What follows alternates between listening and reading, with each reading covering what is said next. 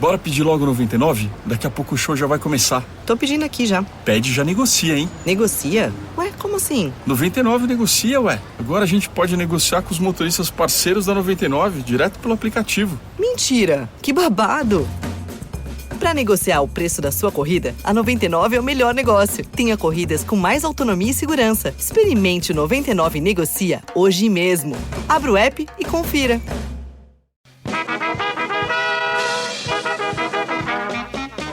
We're here to entertain you. We'll sing your songs for good times, the best times. You can't go wrong.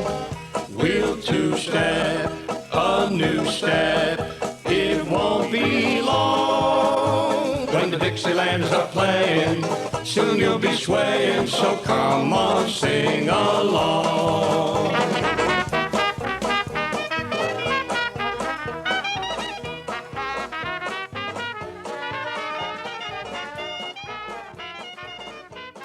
Hello, and welcome to another episode of Before My Time. I am your host, Gelsey Laurie. Why did I operatically welcome you to this week? Well, because I get to be joined by Carolina Alvarez, who is a filmmaker and co-host of the podcast Femme Regard, to talk about the opera Carmen. Enjoy! Hailing from the Garrettscape, welcome one and all to Masters of the Media. In a land of pop culture podcasts, I, filmmaker Garrett Briones, and my quote-unquote co-host Jack Watson look at the why of the stories we love and figure out why they connect with us.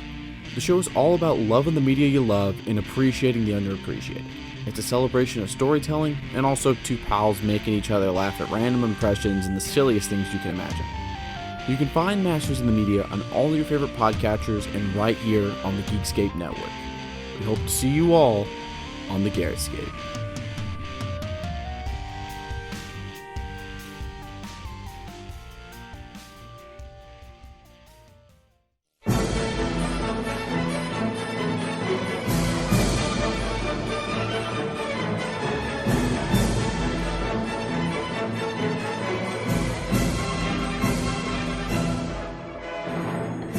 Okay, Carolina, thank you so much for joining us today. It's actually Carolina, if you can roll your R's. Oh, I'm so sorry. Okay.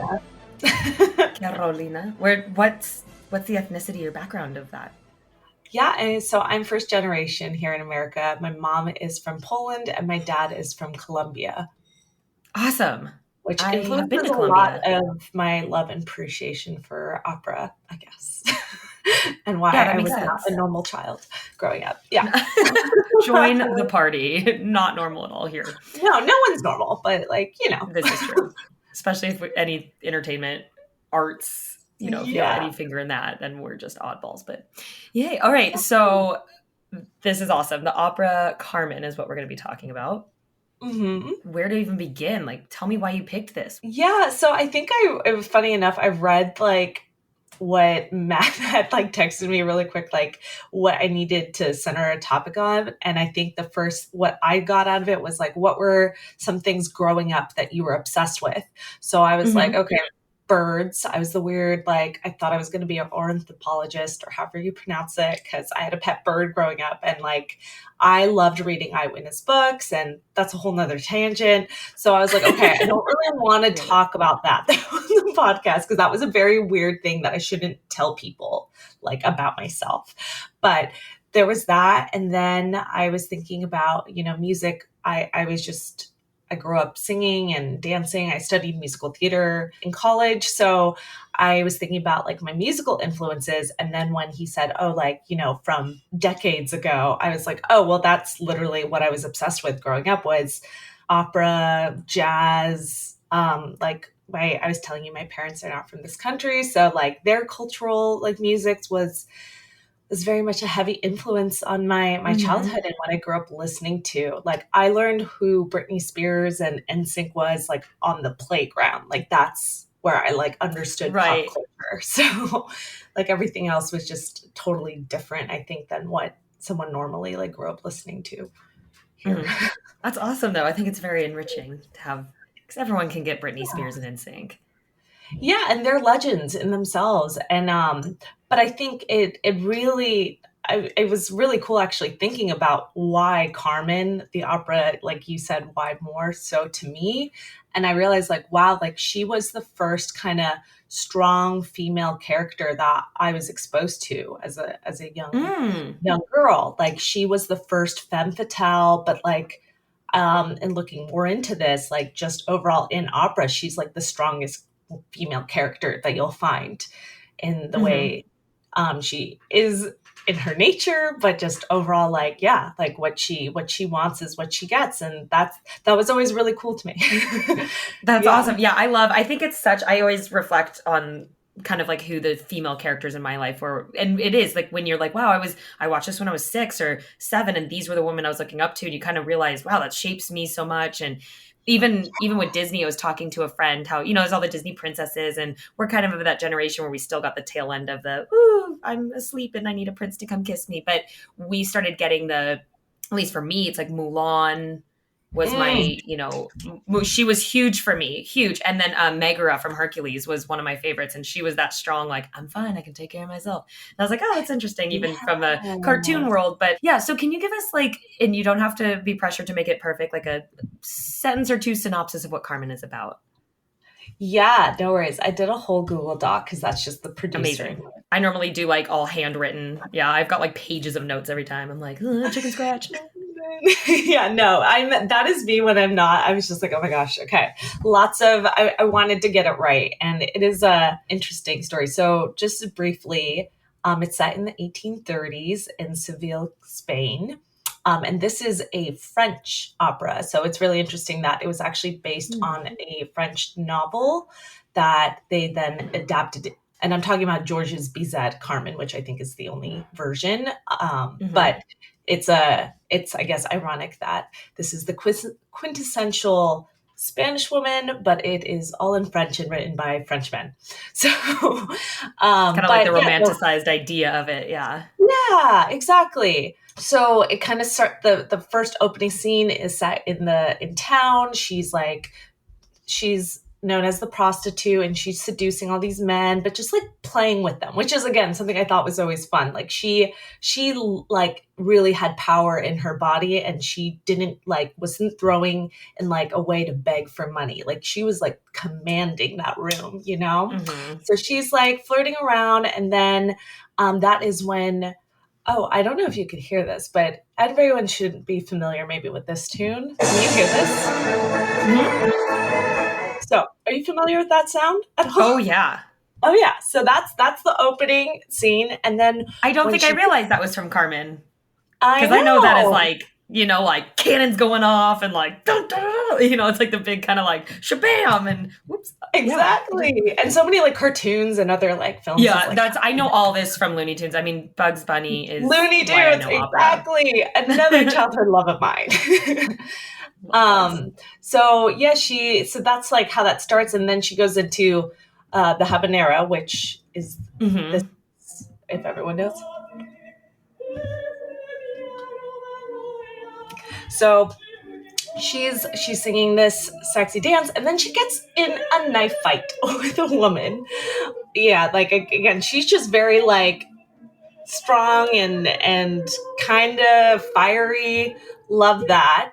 And so she gets in a knife fight with this woman and then this officer, his name is Jose, he tries to break them apart. Well, he's ordered to arrest her for this knife fight and he doesn't want to because she was flirting with him, but he was trying not to care. Like she's feeding him a flower and he's like, oh, no. Like he's a spoken for man, but he definitely, he kind of tucks that flower away. And he feels like he can't arrest her, which ends up putting him in jail because he breaks his breach of duty. So dun, dun, dun, a month later, like he's in jail, Carmen's free. And while he's in jail, like Carmen's bored. And so this bullfighter Escamillo arrives and he's flirting with Carmen. And she's kind of like, well, like, her heart is for Mr. Don Jose, but she like can't help but enjoy this attention. But she tries to ignore him. And then Jose's released from jail. and she wants him to run away with her now that he's out of jail, but he feels that he needs to go back to his line of duty and join the army because they had this fight going on that night. And she's like, no, well, you must not love me enough.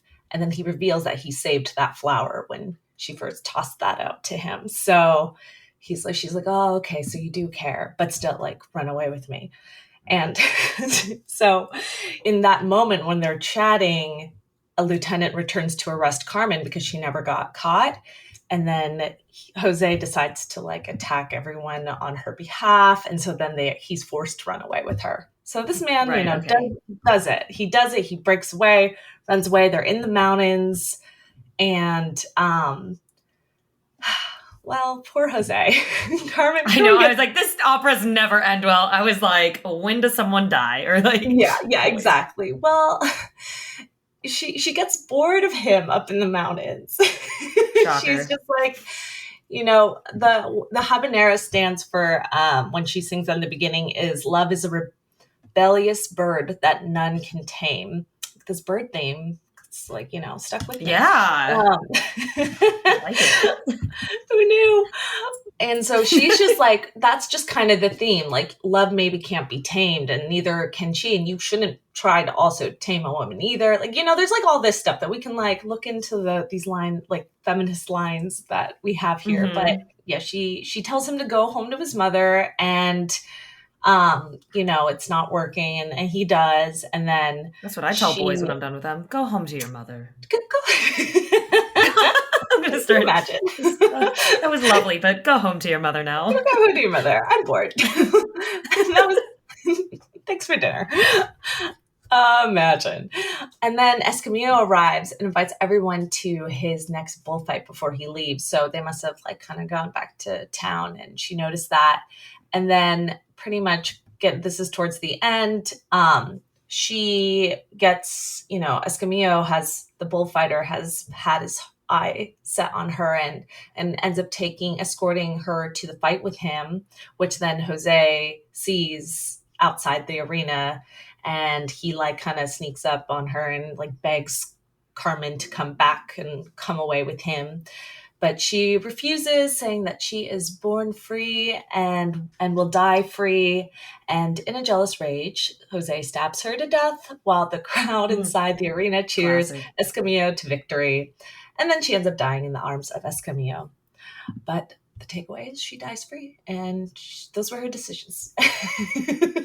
And you shouldn't kill. Ladies and gentlemen, the moral of this story is don't throw roses out to strangers. Just don't do that. Don't throw a don't rose tell out someone with a you're good gonna time. get stabbed. You're gonna get stabbed. Yeah, well, I was waiting for the big death ending. I was like, who's getting stabbed? She does. Okay. Yeah. She ends up dying this epic death, but it is epic. And they're always like singing while they die, where that's like the highest note they reach is I saw La Boheme it's the only opera I've ever seen is La Boheme. Oh. And I was in Vienna at the time, and we were there, and we're like, we have to go see the opera in Vienna. Wow. Thank goodness I had seen and knew Rent so well, because for those of you who don't know, the musical Rent is based on the opera La Boheme. So I was kind of trying to figure out, I'm like, okay, they think that's Roger, that's Mimi, because like we didn't get subtitles at all. So I really honestly could say I didn't know what was going on except a little bit. But her death scene was like, gosh, 10 minutes, and she kept like, ooh, and then it was, ooh, like she would like keep like not dying, and I'm like, oh my god, bitch, die! Like I had one of those like my only experience at the operas. When you're not supposed to laugh, it's like those quiet moments in church kind of things when you can't laugh, and that's when you have the biggest laughing fit. You can't help it. It happened to me at the opera, and I was literally shoving my winter coat in my mouth because it was the only thing that would stop me from going like. And it wasn't the death thing; it was something else. I forget. It just, anyways. That's my opera experience. But yeah, Carmen, I would love to. I need to see this at least live. Would be amazing. But because the music, I didn't realize how much I knew of it. Yeah, like so a note that I made here, one of the films that I did grow up watching is Carmen 1984, which is probably one of the best camera versions because it was also the first version to use text dialogue in between the musical numbers rather than just it all be singing the whole time. Yeah. So it was kind of like, yeah, more of a film, and you can like definitely understand the story and follow along with I'll have to watch subtitles. that. So Yeah. yeah, that one that I really like loved because also the singer and the voice is she's just incredible. So I do Yeah. recommend that film. Okay, I will check that out then for sure. Yeah. Yeah. I need to dive more into opera. Like that's not my Phantom of the Opera was for a long time like really my Oh my only God, same. exposure to it. I think a lot of us, but it's a nice because it's like that rock opera-y. Yeah, I mean it's thing. not for everyone and I get Yeah. why. Like it's first of all you have to like be able to withstand that kind of sound. Like it is like It's a lot. I'm lot. not gonna lie. I love it, but I don't think I could like put on a whole album. I'd be like, okay. Hi. Yeah, I definitely just have moments because again, I grew up with it. And I think when you grow up with something and have this like unique love and appreciation for it, you understand, and I understand it better for that reason. Like, Absolutely. That's how classical music is that for me, which can lead into opera, but I grew up with ballet, like intense. I was a bunhead. And so classical music for me is very comforting, inspiring. It's because I grew up with it and I can understand the ballets. So I get that there for sure. yeah, no, same thing. Like, I think classical just across the board. I grew up with ballet. I played classical piano for 12 years. I like all of that. So, and they all kind of sync together. And again, I feel like with Carmen, I just her unique, like strong female energy was just like, whoa, that's kind of baller in the opera world. So when did the first opera get performed of Carmen? Do you know, or Got about like when it came out? performed it premiered in Paris in 1875.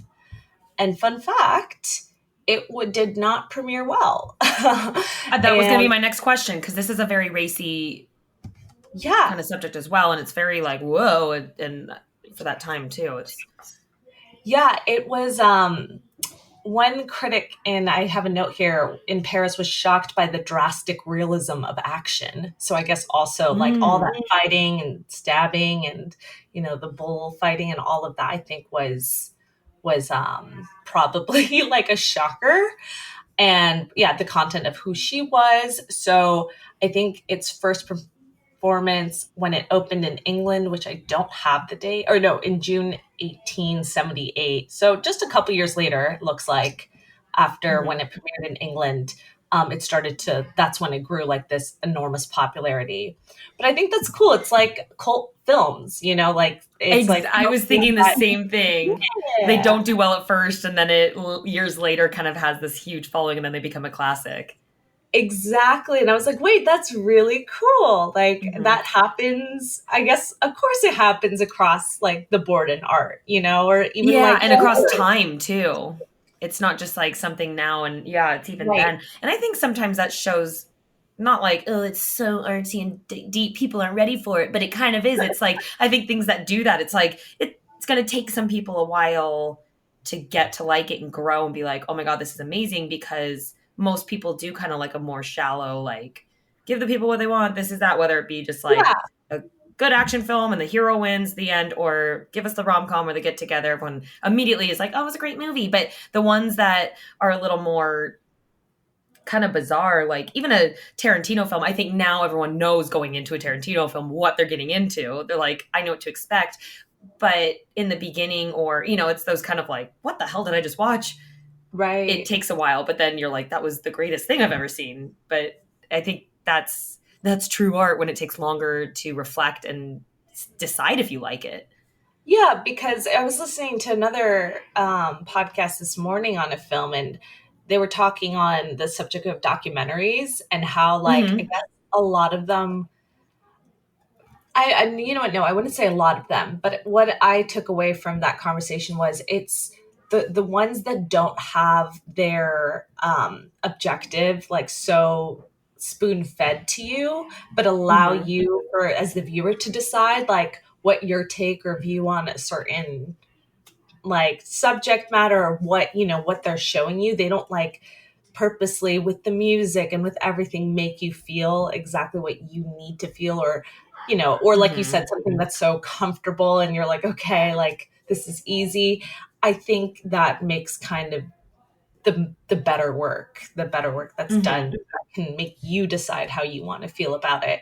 And that's why I think a lot of art house films, like the more experimental, they really like are like, you're either going to hate it or love it, but we're not going to try and like fit a certain mold or an agenda that we have. this is what I'm bringing, and this is what I want to tell, and I'm fine if no one likes it. I'm going to stay true to what, that's, and it always, I want to say a few episodes ago, I can't remember, I think Matt and I were talking about like kind of the you decide endings, and I know Inception is always like my example, and we were talking about that, but I was like, or like the ending of Inception where you're like, wait, is he dreaming or not? And it's still, I talk about it a lot because it drives me fucking nuts, because I'm like, I want to know what, but it's kind of up to your interpretation. And I used to even write, you know, like in 5th and 6th grades when your writing assignments weren't like thesis papers, they were like, write a story.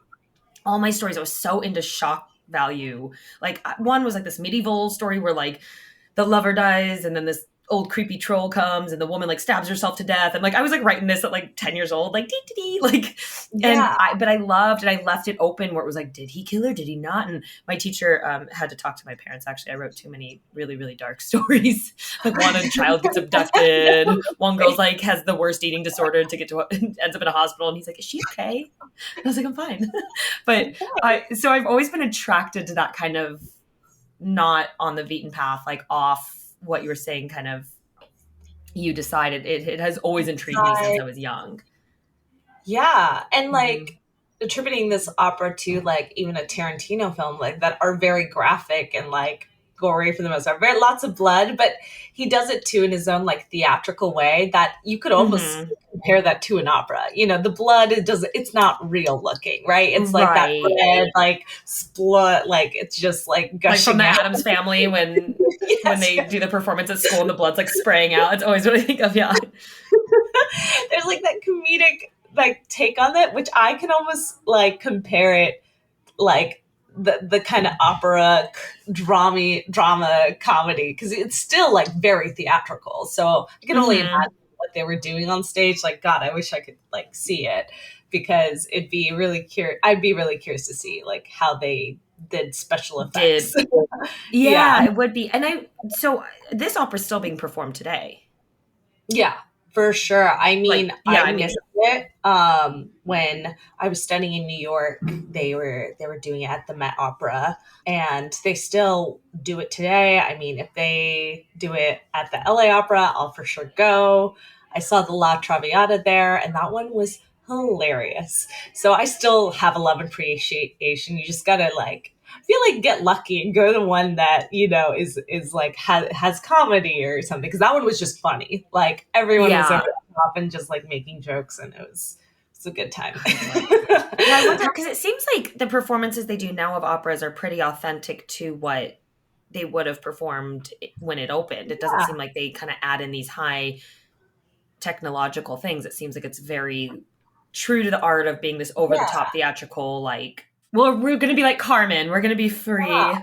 We're going to be wild and free. And that's like, I think this is the Carmen theme takeaway. What we like, you know, I told you, I was like, I'm sorry, I'm not like super, super like nerdy about operas, but I just feel like her overall theme is something I found that I like to write about in my films. Like I love a femme fatale character, and that's like archetype is just like what I try to use or also try to make different and how it relates to me and like what I'm going through. Because there's like, I really love trying to find like a modern archetype to these things that we like grew up watching and loving, or like, okay, well, what does that look like today? Because now our perspectives have changed, and like we're trying to change more of them, you know, and it's a really fun place to work in. So she's definitely, it was really cool to be introspective, like in preparing for this podcast, to think about, okay, like, wow, I didn't never put that together until like now. I'm like, yeah, no wonder. Like she's always been this thing. And before the pandemic, I was working actually on a modern noir, and I wanted to have the opening femme fatale character sing the habanera, which TBD that will happen. Cool. Okay. But I think like inspired. Probably not that song, but just like I'm really excited because I want that film to feature a femme fatale and a homme fatale. So both a male and female like fatale characters, to have them both like be threatening each other in the film. So that's something I'm excited to play with. And again, I know it comes from this opera because that's just what inspired me to write that. Bora pedir logo 99? Daqui a pouco o show já vai começar. Tô pedindo aqui já. Pede e já negocia, hein? Negocia? Ué, como assim? 99 negocia, ué. Agora a gente pode negociar com os motoristas parceiros da 99, direto pelo aplicativo. Mentira! Que babado! Para negociar o preço da sua corrida, a 99 é o melhor negócio. Tenha corridas com mais autonomia e segurança. Experimente o 99 Negocia hoje mesmo. Abra o app e confira. Mm-hmm. Oh, that's so awesome. I love, it is fun to reflect on things that you love. And that's why I love this podcast so much too, is, it's constantly, I'm going into things that I know I love. And then I go, oh, that's like how you make a Gelsey cocktail. Like, and it's just, I didn't realize these ingredients that I'm like, oh gosh, this molded me so strongly. And especially at a young age, if you find these things, that's when you're so influential. And it's like, oh, well, no shit. Yeah. No shit. Great. Exactly. No shit. Yeah. It's funny, actually, this is kind of a side story, but it has to do with Carmen. My sister played piano. We both played classical piano growing up, but I quit way before she did because I was like, I don't like this. I didn't like my teacher. But she would play Carmen, and that was kind of one of her go-to songs, the habanera. And there was one time we would watch Rosie O'Donnell every day, her talk show, the Rosie O'Donnell show. And she was doing, I think it might have been Breast Cancer Awareness Month. And so she went and got a mammogram, and she was making this big episode on like making awareness of mammograms. So she had a challenge. You could set, she'd have things like send in this or send in that. So she was like, write a song about getting a mammogram and we'll feature someone or whatever. And so we wrote one. My sister would always play that. And so I would sing it, and I'm like 7 or 8 max. And we wrote lyrics to it about getting a mammogram. And it was, if you are 40 and not a man, then go and get yourself a mammogram. Take your sister by the hand and go get yourself a mammogram. A mammogram. And I forget the rest of it. Stop. And I'm like 7 years old singing this song to Carmen. And so every time I hear this song, I can't not sing the lyrics about getting a mammogram. That is, we should have sent it in. Most funny thing I've ever heard. I was not expecting that. That is, I know. It's definitely like goes in a different. I was like, it needs to go viral. I know. I'm sad. I wonder if she remembers the rest of the lyrics, because I know we had like the whole song written, which is funny because now I have a YouTube channel and I'm very on and off it. But my last like 5 videos I did were all parody songs where I just rewrite lyrics to common songs. And I didn't realize, I was like, oh yeah, I guess we've been doing it since I was little. Yeah. That's, how old were you? Probably 7. Oh my God. 7 or 8. Yeah. That is hilarious. Did you even know what a mammogram was? That's when I learned, because we would watch Rosie, and she was talking, I think Rosie saying basically did the hokey pokey, but she's like, you put your left boob in, you put your left boob out. That was like her mammogram song. And so then my mom explained, I was like, well, what's that? And she's like, oh, and explained the whole process. I was like, oh, okay, cool. Okay. So that is so funny. I wrote a little song to Carmen.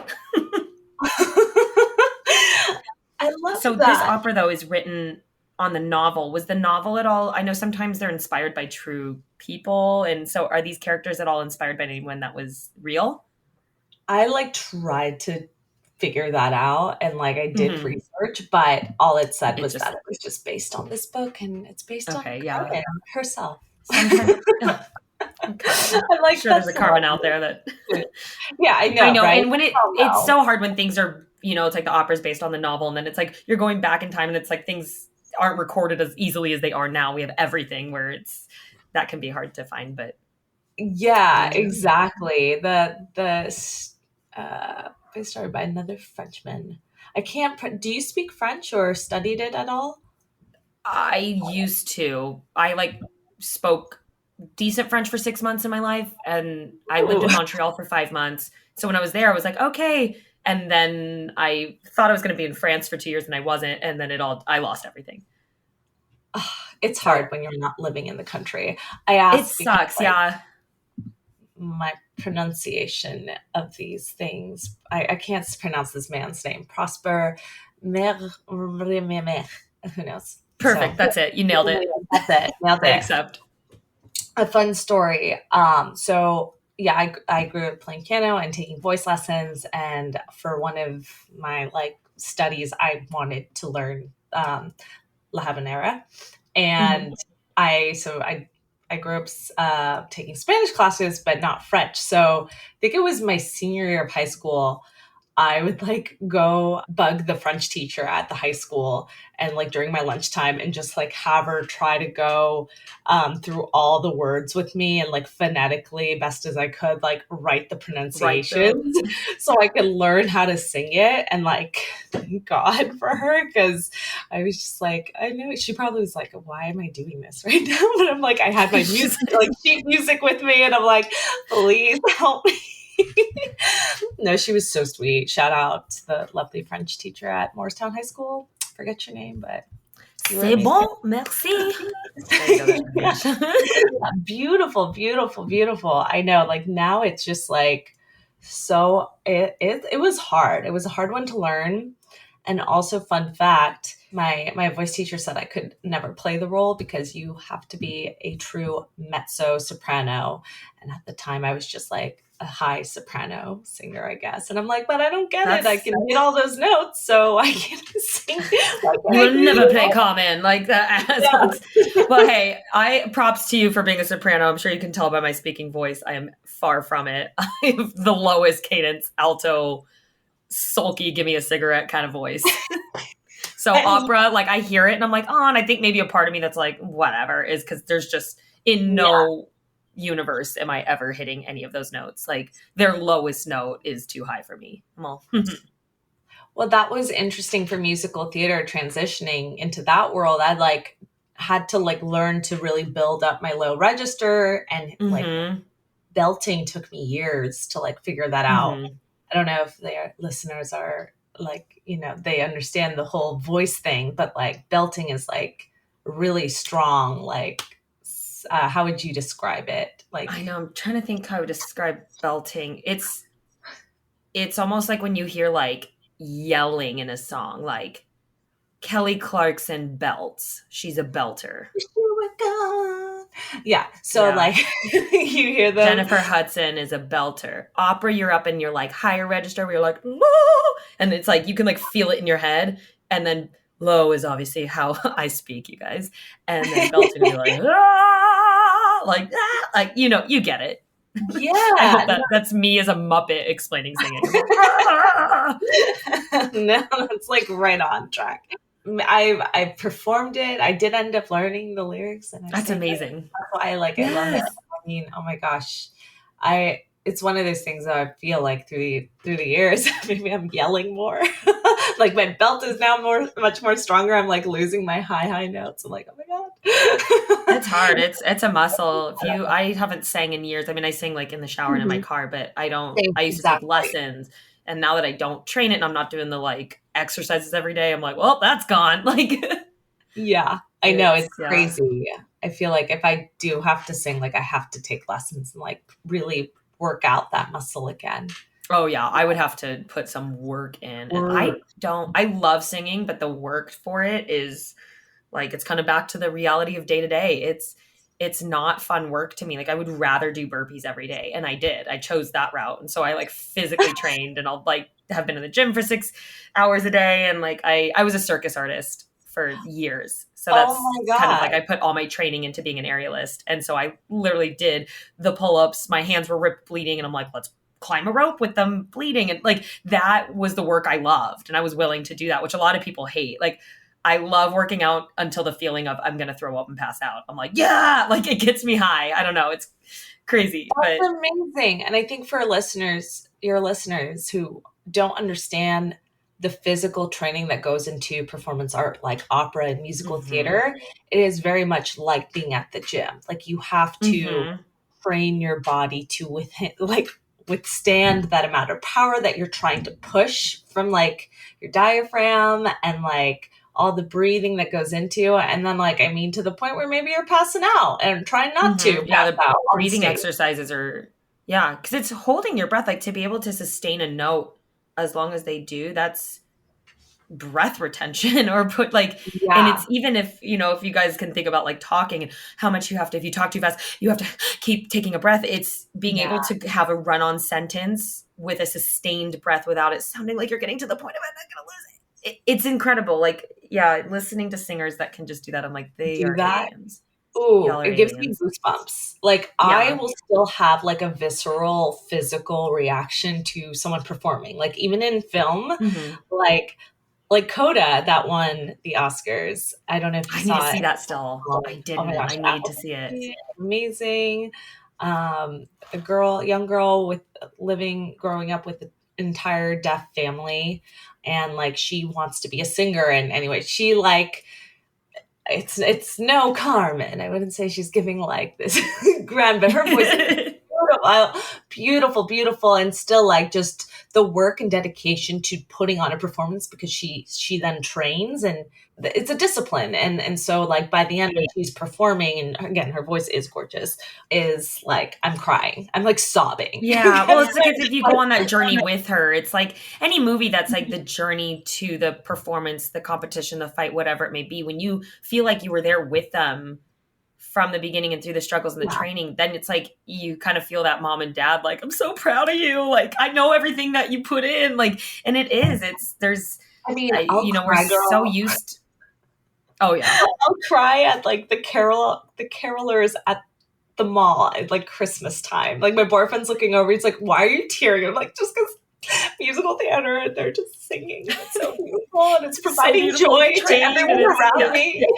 like, I get it. Shit. Like like coming from that world, Yeah. it's not easy, and maybe that's not the ideal hustle stage. and- Like they want to be Mhm. at, but they're still like doing an amazing job and putting themselves up there. Yeah, And, because like, they love performing. It's like they love the art so much that even if it's like, this doesn't pay well, I'm singing at a mall, yeah, that's not the dream. But like the dream at the end of the day is to get money perform. performing your art, and they are doing it. And I think there's a huge stigma these days of like, oh, like you do that job, or like, well, I'm, everyone, it's like in New York, it's very Broadway or bust is the mentality, where it's kind of like anything below Broadway is like, that's cute. Or like, oh, you're climbing that ladder still. And it's the only thing, it's like, you've only made it if you've made it there on Broadway. And there is that kind of air. And then a little bit in TV and film, I feel like it's just kind of that like, well, what's the last set you were on? What's this? And it's this kind of nose up like, And there's a lot of theme parks in California, for those of you who don't know, and a lot of us perform at theme parks. I currently do. That was my first job ever. I'm at Disney now. And it's a great solid gig. And some people will kind of like, oh, like, I'm not auditioning for that show. I'm not, like, they think they're above theme parks. And I'm like, but actually you're waiting tables right now and I'm paying my bills by doing what I love. I'm performing. At the end of the day, I'm like, what's the difference if I'm getting fulfilled, getting to entertain people, I get to make people smile and they're happy. Okay, this is a successful career. I'm performing. What? I don't understand. So I don't like that kind of stigma that people have of, because everyone thinks they're better than everyone else. And it's with social media, we all have to be better than everyone else. It's a competition. And I'm like, just kind of go back to the theme of day to day. I'm like, just be happy, man. Just enjoy what you're doing. I'm going to die one day. We're going to give a rose to a stranger one day, and then they are going to stab us. So enjoy your life. Yes, do not give roses to strangers. We cannot stress this enough on this episode. Don't Please, give roses to strangers, like you're going to get stabbed. Carmen taught us. Carmen taught us well. Like, live my life by her now. Do you have any, I just thought of this, but performances in movies, like of operas performed in any films? Like, I'll tell you my example that I thought of. I love the opera number performance in Fifth Element. The blue alien. Have you seen this? No. Oh my God. It's so good. It's one of my favorite movies. 1997, Matt said. It came out in 97.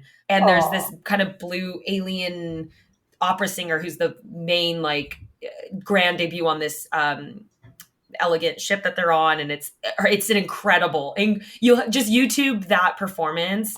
It's not very long, but it's a kind of cool classic opera, but they bring in some cool like backbeats with it and then at the same time, Mila Jovovich is doing this like badass fight. And so they like are going back and forth between the opera singer and this like awesome fight scene, which I was a stunt woman. That's why I came back to California from circus, was to do stunts. So any good like action scene, I'm like, yes, like Shut up. no, And it's good to know. Good to know. so good. You have to watch it. You have to watch it. Yeah. Oh my God, yes. Because the feature that my co-producer Tess and I are working on is a sci-fi psychological thriller set in a sci-fi world is how we like to properly say it, but psychological thriller sci-fi. In doing research on different sci-fi films that had existed, this one came up for me. That's why the photo cover art looks familiar. But now I'm like, okay, I have to like watch this tonight. Oh, you have to watch it. It's so even like it's like the 2 minutes I'm talking about, but that little opera number is probably, and there's one point like the note. I've never heard an opera singer. I mean, you might have because you're a little more exposed in that world, but like from the low to high, her register, I'm like, this is unreal. And literally, she plays an alien, so I'm like, proven point, aliens. Singers that can sing that high, aliens.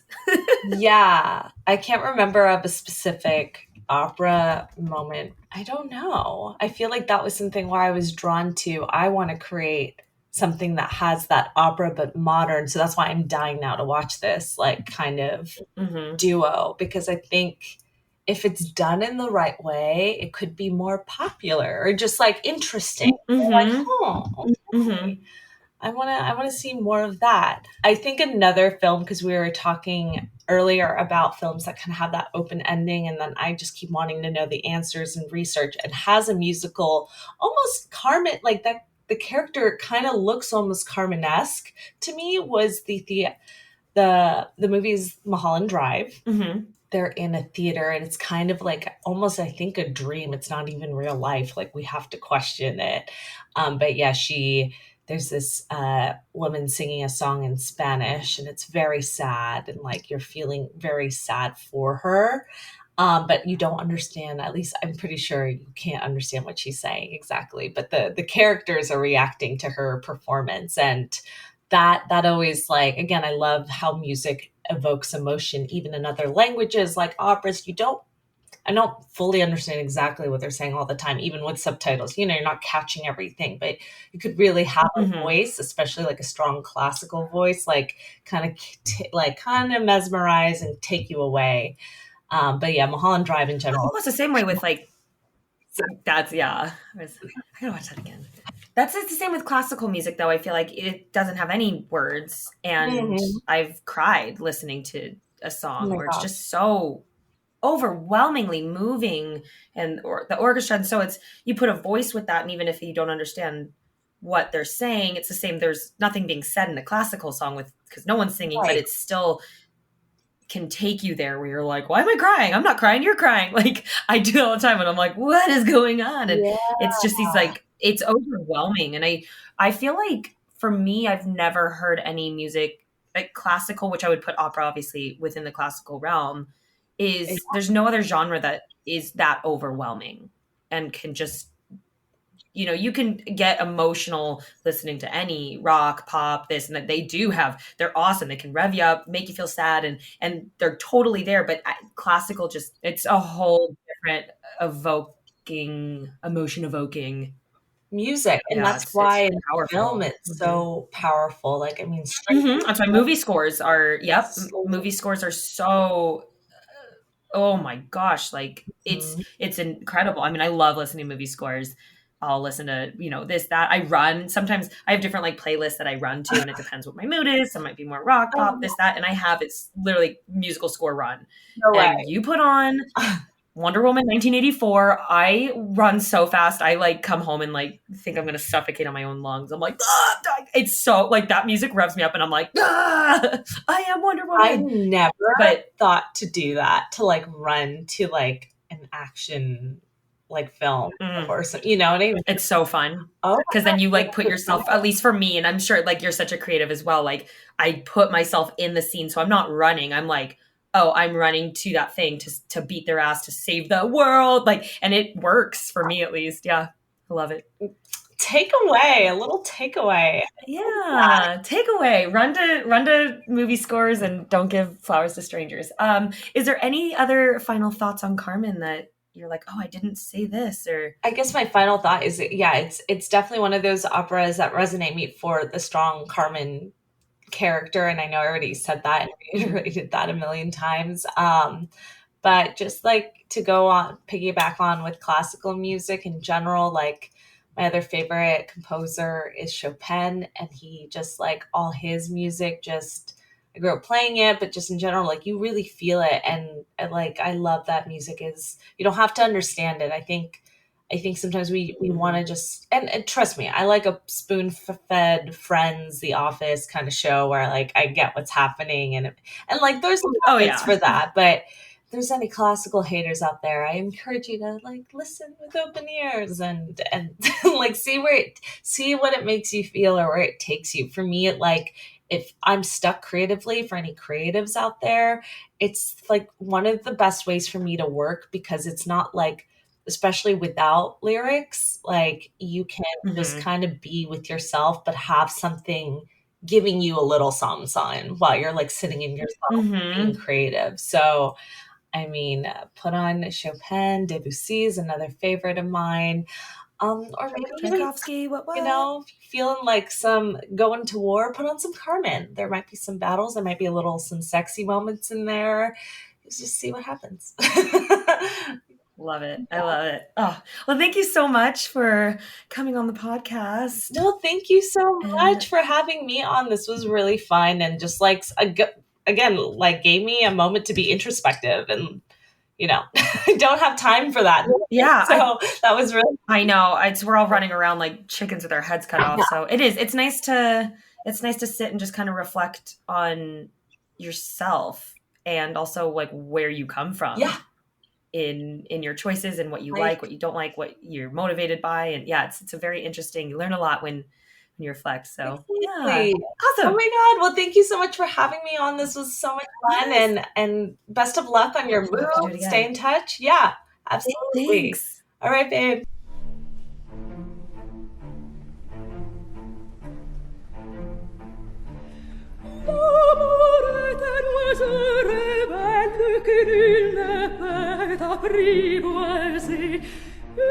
So, Gelsey, when you guys were recording this episode, one of the things that kept jumping into my brain was how uncultured of a human being I am, because I'm pretty sure my introduction to this entire Broadway show was through an episode of Hey Arnold. It's not a Broadway show, it's an opera. Sorry, this is how uncultured I am. I don't even know the difference. Look at that. Huge points lost on me, who claim to be a musical theater fan. But yeah, I knew all these songs because of like Looney Tunes cartoons and Hey Arnold. Oh, I was definitely introduced. I mean, the main songs I knew because of like Looney Tunes, and which is why I think like Bugs Bunny and Looney Tunes are so great, because they introduced so much classical music to the world, and even cartoons in general. You said Hey Arnold, like the Muppets do it a lot, because it's how I think you can become a very cultured person by watching cartoons. Yeah, I agree. Look, why would we know an opera? Like, it's not fucking 1867 and we're like, oh, we're going to the opera. Like, it's not something operas being written. I don't know. I'm not a big opera person, so I'm not either. Don't know anything about operas. Like, I'm just literally wondering, the opera is the most I've seen. Like, because obviously, like, we constantly hear about new musicals as they come out. I haven't heard of a new opera. I bet there are hip opera, rock operas. Those are still musicals. I'm sure like at the Met there's new ones, but again, I'm not, it's the same way that I'm not like into like, is there a new painting out? Like, I don't know. Like, of course, every day there's been paintings, but like, I love like, the idea of someone just like showing up at an art museum and be like, hey, what are the new paintings today? I'm trying to figure out which ticket I want to buy. Which, yeah, like, you know, it's like, of course, I'm sure, but I think it's also an art, and I could so be misspeaking right now, that it's tradition to do operas that already exist, to do the classics. It's like, okay, here's a great example, ballet. There are many new ballets being choreographed and created, more shorts as well, but like everybody does Don Quixote, Sleeping Beauty, Firebird, Cinderella, Nutcracker, and Swan Lake, and we just like keep doing that shit over and over and over. Different choreography maybe sometimes, and so I think it's like that with opera where you get Carmen, La Boheme, and those are the only operas I know of. It's probably, So and I imagine it's probably really difficult with both of those because they're not on the same scale as like musical theater. You know what I mean? Like there are people who are diehard. They're going to show up. They're going to go to every Broadway show. It's probably really hard to get the financing to justify. I was going to say to get people to come back and see more than one show without falling asleep. Oh, come on. Just kidding. I'm being a joke. I'm being funny. I'm joking. But you know what I mean? Like it's probably a really bad investment to a lot of people. Like, yeah. I don't think there's as big as, I think it's a very upper class, like, oh, we go to the opera. Like, it's not as accessible. And I do think it's a money game. And I think putting on an opera is expensive. Like, part of the game of an opera is the overly expansive, exquisite sets and costumes. And it's all about, like, kind of like a ridiculous parade of, like, we're going to bring this giant fake elephant on stage, kind of like, it's beautiful, but that's part of the art, and that's expensive. Yeah. And I also would say that another kind of strike against it, and this is going to sound like I'm downplaying people who do musicals, but like you can do a small theater production of a musical. You can do a high school production of a musical because like at the end of the day, not all musicals have a demand for the most like musically proficient singers in every single role versus opera. It's like you need to be like such a top tier. Like you don't have the ability to be like, oh, it's this high school production of like, I would avoid a high school production of Carmen like the plague, but I'll go see a bunch of high schoolers do Little Shop of Horrors because like, hey, it's probably going to be fun, like totally. I totally agree. Yeah. You can't, you have to have the talent. You can't pull it off of your local theater, or that's not really how opera works.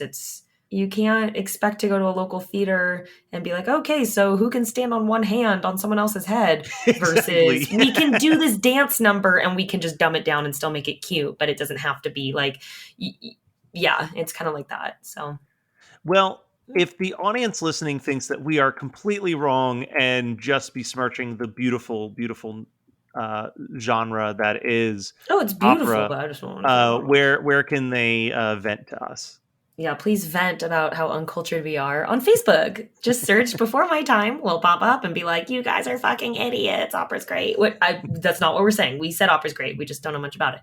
Or you can do this on Instagram at Before My Time _podcast. You can DM us and be like, you guys are fucking idiots. Opera's great. Which, again, we didn't say that. Like, I don't know why you keep saying that because we're saying opera's great. We're just saying we just are not that cultured into it. So you can be like, oh my God, you guys are not fucking cultured. And we'd be like, yeah, we agree. Help us. Also, you can give us a 5-star review and be like, they are such a great podcast because they're so uncultured, but this will help get them out and get more people to culture them. I don't know, something like that. I'm pretty sure we're fucking cultured as fuck. So thanks so much for listening, guys. We appreciate it so much. I love each and every one of you cultured ladies and gentlemen. And please join us next week.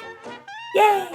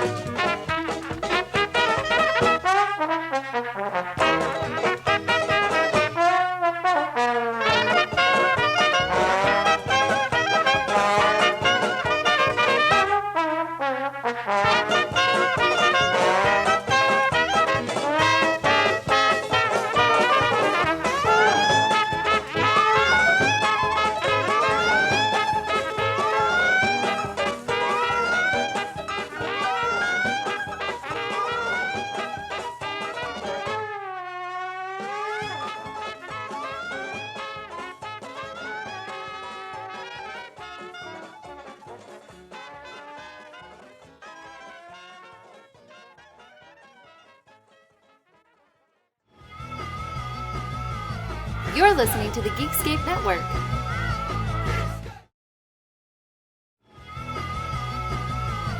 You're listening to the Geekscape Network.